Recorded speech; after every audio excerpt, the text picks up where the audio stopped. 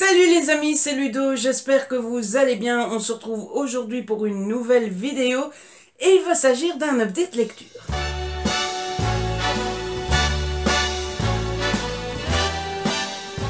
Mais aujourd'hui, on ne va pas parler de romans, mais de bande dessinée. Vous le savez, en ce moment, c'est le mois de la BD, le challenge que j'ai créé avec vous pour pouvoir lire de la BD pendant tout le mois de septembre. Et donc, ça a commencé la semaine dernière, le 1er septembre.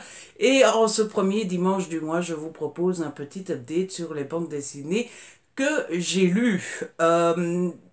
Tout d'abord, je vous dis juste comme ça, au cas où, si vous n'êtes pas encore inscrit, si vous ne participez pas encore, etc., etc., il est toujours temps, il est jamais trop tard. Je vous mets le lien du challenge, du groupe Facebook consacré au challenge en barre d'infos. Et ben, si le cœur vous en dit, n'hésitez pas à venir nous rejoindre, on est ouvert. Cette semaine-ci, j'ai lu 6 bandes dessinées. C'est pas mal, je trouve, en une semaine. En tout cas, c'est déjà plus que la moyenne habituelle. C'est à ça que sert le challenge, après tout. Et du coup, on va parler de tout ça. La première bande dessinée que j'ai lue cette semaine, c'est un coup de cœur total. Voilà, autant le dire tout de suite. Et il s'agit de L'Homme Montagne de Gauthier et Fléchet aux éditions Delcourt Jeunesse. Je vais regarder s'ils disent qui est au scénario, qui est au dessin. Donc au scénario, c'est Séverine Gauthier et au dessin, c'est Amélie Fléchet. Et cette bande dessinée m'avait été offerte par l'amie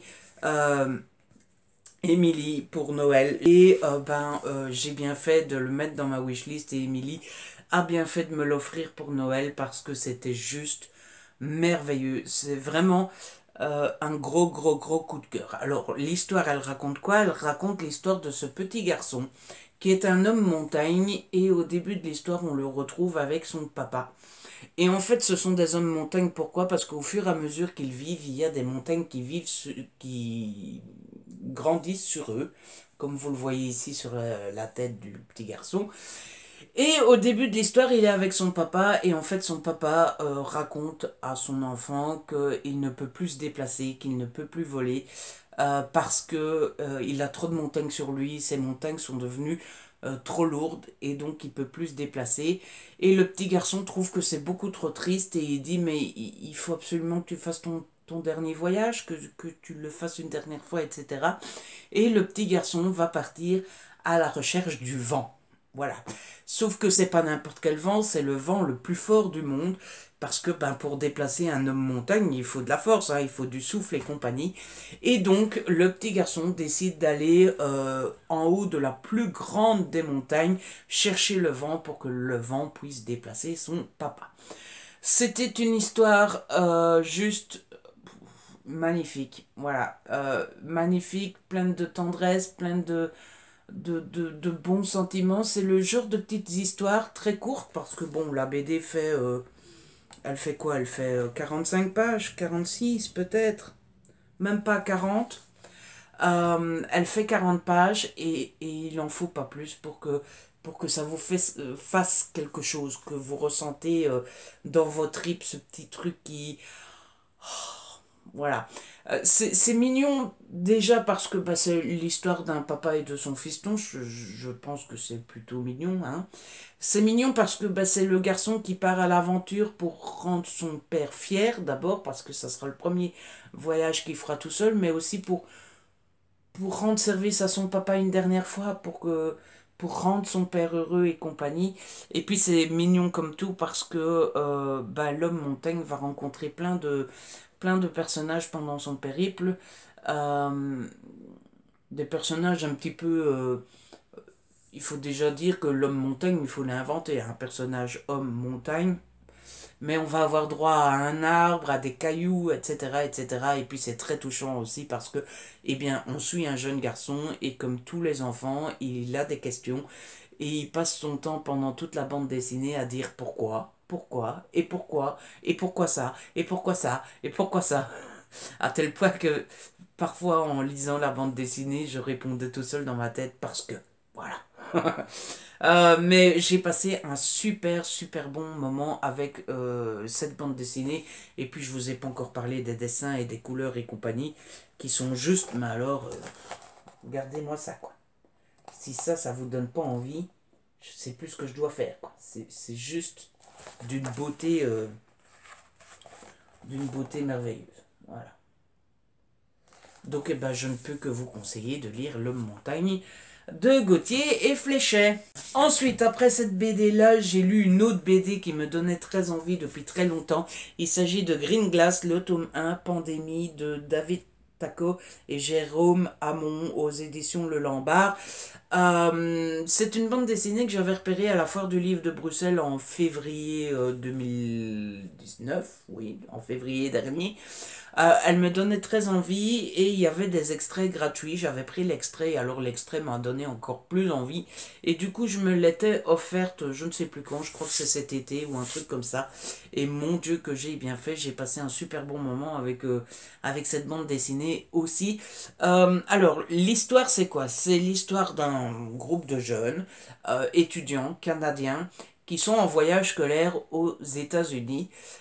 Ils sont dans un coin un petit peu perdu où ils n'ont pas eu accès aux infos et compagnie. Et quand ils reviennent dans la ville, ils se rendent compte qu'il n'y a plus personne en ville. Et ils tombent sur des militaires. Enfin, tout est barricadé. Voilà. Et en fait, on va très vite se rendre compte qu'il y a eu un virus. Et ce virus attaque les humains. Et une fois qu'un humain a ce virus-là, il se transforme en espèce de monstre comme ça qui pète complètement un plomb, quoi. Une fois qu'ils sont transformés en monstres, ils ne reconnaissent plus personne, ils attaquent tout le monde, ils attaquent leurs meilleurs amis, leur famille et compagnie. Et du coup, bah, le groupe d'ados, une partie du groupe d'ados va se retrouver enclavé dans la ville parce que forcément la ville a été emmurée pour contenir le virus et bah, la survie commence, comme dirait l'autre.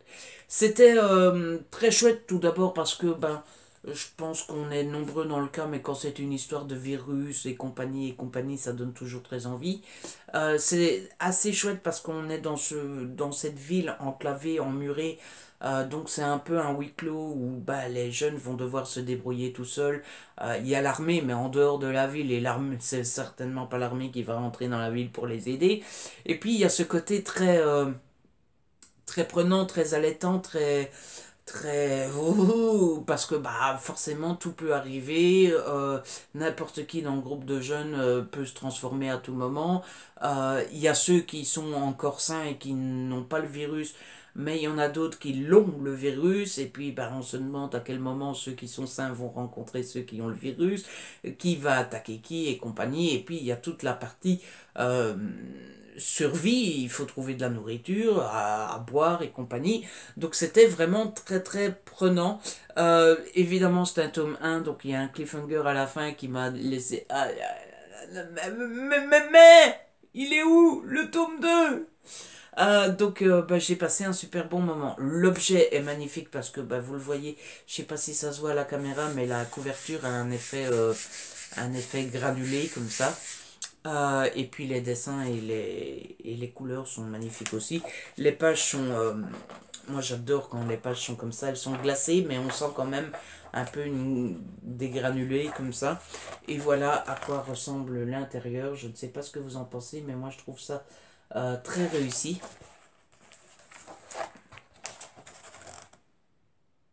Voilà. Et donc, ben, je peux que vous conseiller de lire cette bande dessinée. Elle est un peu plus grosse que L'Homme Montagne. Là, pour le coup, elle fait 66 pages. Et encore, il y a un portfolio à la fin avec plein d'images. Un dossier graphique, comme ils appellent ça. Mais c'est vraiment très cool. Et je n'ai qu'une seule envie, me laisser tenter. La victime est si belle et le crime est si gai. Je n'ai qu'une seule envie, c'est d'avoir le tome 2 et de pouvoir lire la suite. Le Lombard m'a dit que ça sortait début 2020. Donc il va encore y avoir un peu d'attente. Ensuite, j'ai lu deux bandes dessinées qui me donnaient très envie depuis un bon moment. Je n'avais jamais sauté le pas, je les avais jamais achetées. Et finalement, avec un coup de chance, je les ai trouvées à ma bibliothèque. Donc j'ai lu les deux tomes de Bloody Harry. Il n'y a pas de sous-titres, c'est Bloody Harry. Non, le premier c'est Bloody Harry, la BD dont il ne faut pas prononcer le nom. Et la deuxième c'est Bloody Harry à Abrada Gadavra. Voilà, c'est de Alexandre Arlen aux éditions Jungle. Et bah, vous le voyez, c'est pas vraiment un format BD, c'est plutôt un BD comics, on va dire, avec les couvertures souples tout de même. Et j'ai passé un super bon moment avec cette bande dessinée. Je connaissais Alexandre Arlen grâce à sa bande dessinée Freaky Mouse, dont je vous avais parlé, pas dans une vidéo spéciale BD, mais je vous en avais parlé dans des vlogs, il me semble. J'avais beaucoup aimé Freaky Mouse et du coup bah, j'avais hâte de découvrir ça ici. Et bah, c'est le même constat que pour Freaky Mouse. C'est vraiment très très chouette. Alors il faut savoir dès le début que c'est quand même assez gore, que c'est...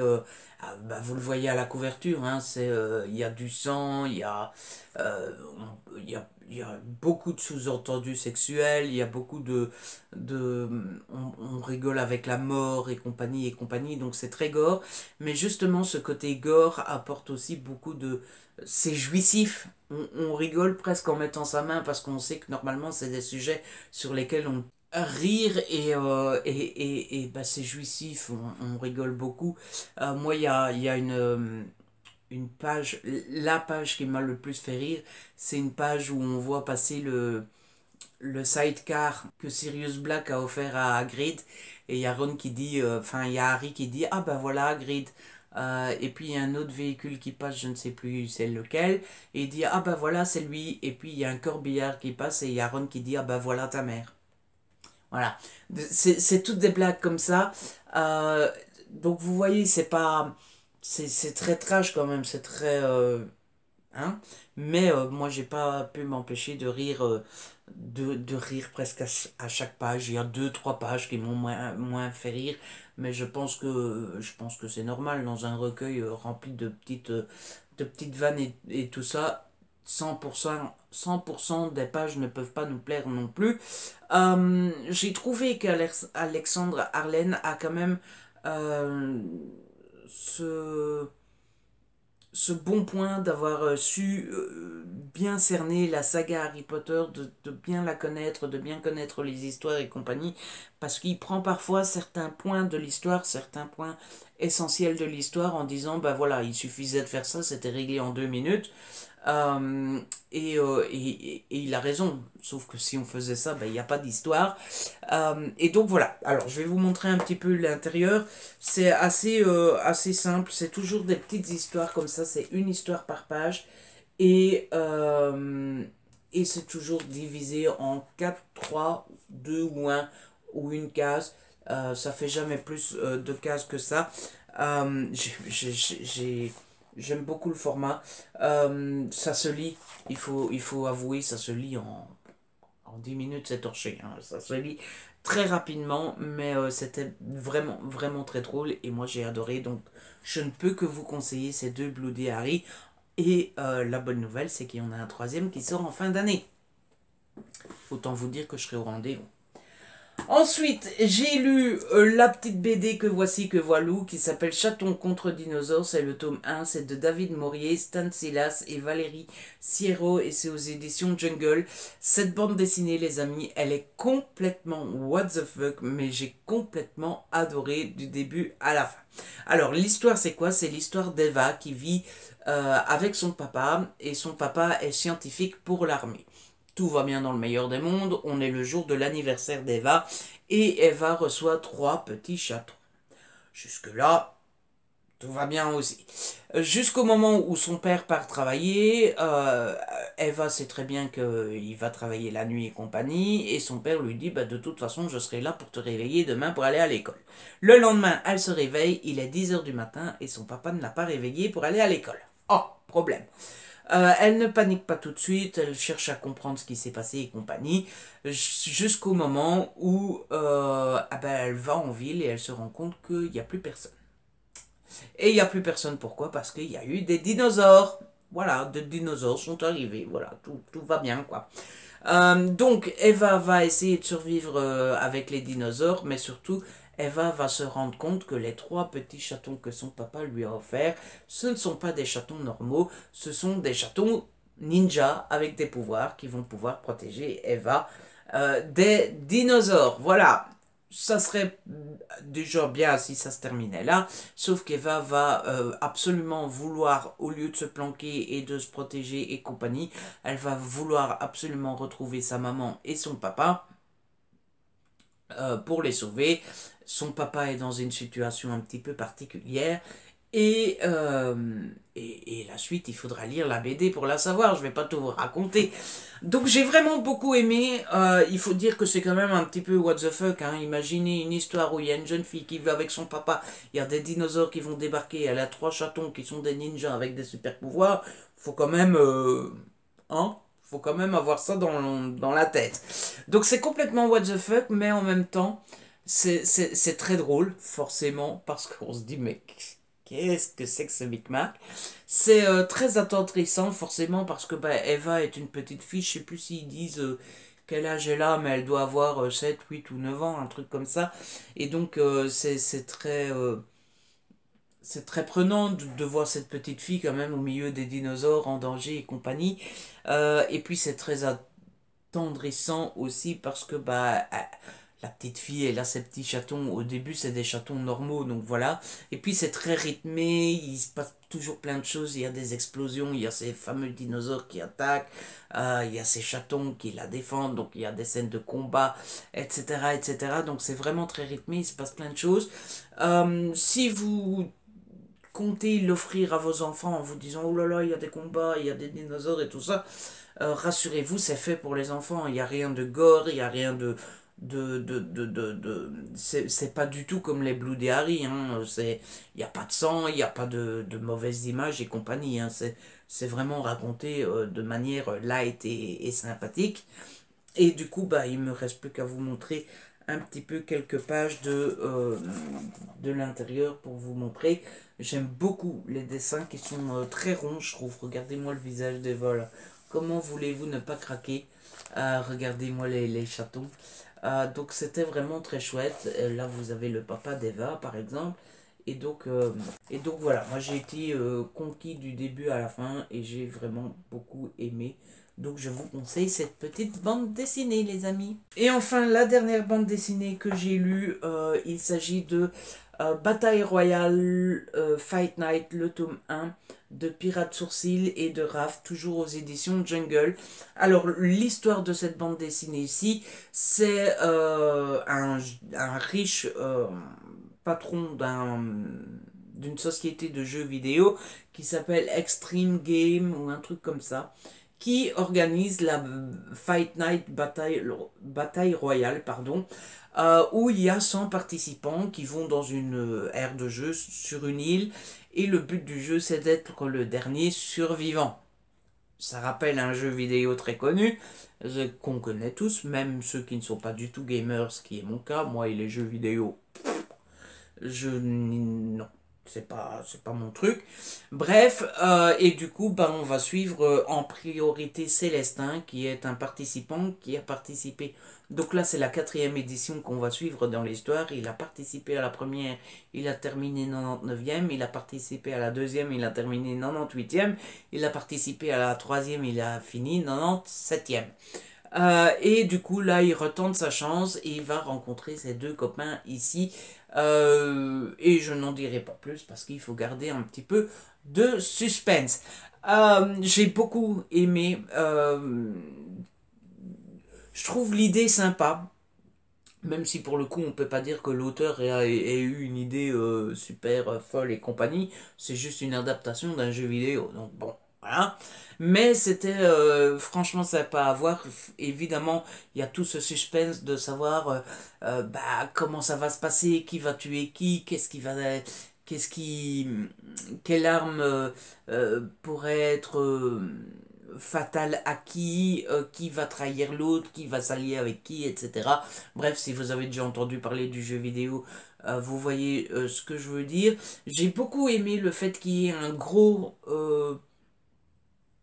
twist à un moment, twist qui est peut-être devinable. Mais maintenant que je le connais, je me dis, bah oui, c'est devinable, forcément, forcément, quand on le sait, c'est toujours facile à dire, oui, c'est facile à deviner, mais moi je ne l'ai pas vu venir, et encore plus quand il y a eu ce gros twist, on se dit, ouais, bah c'est bon, l'histoire est finie, on a eu tout team, etc.